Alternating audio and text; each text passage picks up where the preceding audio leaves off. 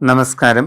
അവിട്ടം ഒടുവിലുള്ള 30 നാഴിക, ചതയം, പൂരുരുട്ടാതി ആദ്യ 45 നാഴിക ഇവ ചേർന്ന കുംഭക്കൂറുകാർക്ക് 6-ലാണ് വ്യാഴം ഇപ്പോഴുള്ളത്. ശനിയാണെങ്കിൽ 2-ൽ, ജന്മക്കൂറിലാണ് രാഹു. പൊതുവെ അത്ര നല്ലതല്ല, ഗുണദോഷ സമ്മിശ്രമെന്ന് പറയാം. ഉദ്ദേശിക്കുന്നത് പോലെ കാര്യങ്ങൾ പൂർണ്ണമായിട്ട് അനുകൂലമാകണമെന്നില്ല. പല കാര്യങ്ങളിലും തടസ്സ വിഷമങ്ങൾ വരാം.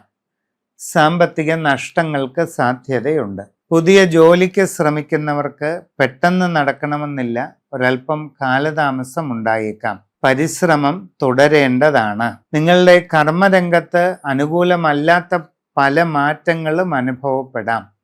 സാമ്പത്തിക നഷ്ടങ്ങൾ, കാര്യപരാജയങ്ങൾ, ബുദ്ധിമുട്ടുകൾ ഇതൊക്കെ ഉണ്ടായേക്കാം. ശ്രദ്ധയോടെ മുമ്പോട്ട് പോകേണ്ടതാണ്. വിവിധ മേഖലകളിൽ സ്വന്തമായി പല തൊഴിലുകളും ചെയ്യുന്നവർക്കും ബുദ്ധിമുട്ടുകളും ചില നഷ്ടങ്ങളും പരാജയങ്ങളും ഒക്കെ വന്നാം. നിങ്ങൾ ആലോചിച്ച് ഓരോ കാര്യങ്ങളും ചെയ്യണം. നിങ്ങളുടെ തന്നെ അശ്രദ്ധയും ആലോചനക്കുറവും കൊണ്ട് പല കാര്യങ്ങളിലും വിഷമങ്ങൾ ഉണ്ടാകുന്ന സാഹചര്യം കാണുന്നുണ്ട്. നൂതനമായ സംരംഭങ്ങൾ തുടങ്ങുന്നവർ നന്നായി ശ്രദ്ധിച്ച് സാഹചര്യം പഠിച്ച് തന്നെ ചെയ്യണം.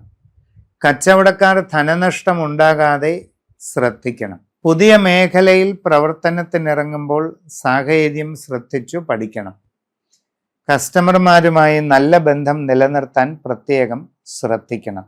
സാമ്പത്തിക ഇടപാടുകളിൽ വളരെ കരുതലെടുക്കുക. കുട്ടികൾ പഠനകാര്യങ്ങളിൽ അതീവ ശ്രദ്ധ പുലർത്തണം. ഇല്ലാത്ത പക്ഷം ഉദ്ദേശിക്കുന്ന പ്രയോജനമൊന്നും കിട്ടിയെന്ന് വരില്ല. വിവിധ മേഖലകളിൽ ഔദ്യോഗിക രംഗത്ത് പ്രവർത്തിച്ചു കൊണ്ടിരിക്കുന്നവരും വളരെ ശ്രദ്ധാപൂർവം ഓരോ കാര്യങ്ങളിലും തീരുമാനം കൈക്കൊള്ളേണ്ടത് അത്യാവശ്യമാണ്. വിവാഹ ആലോചനകളിൽ തീരുമാനം നീണ്ടുപോയേക്കാം, തടസ്സങ്ങളും ഉണ്ടാകാം. പരിശ്രമം തുടരുന്നതാണ് നല്ലത്. കലാകായിക രംഗത്ത് പ്രവർത്തിക്കുന്നവർക്കും ചില ബുദ്ധിമുട്ടുകളൊക്കെ ഉണ്ടാകും. ശ്രദ്ധയോടുകൂടി അതൊക്കെ തരണം ചെയ്യുക. കാർഷിക രംഗത്തുള്ളവർക്കും ആ ഒരു അസ്വസ്ഥതയുണ്ടാകാം.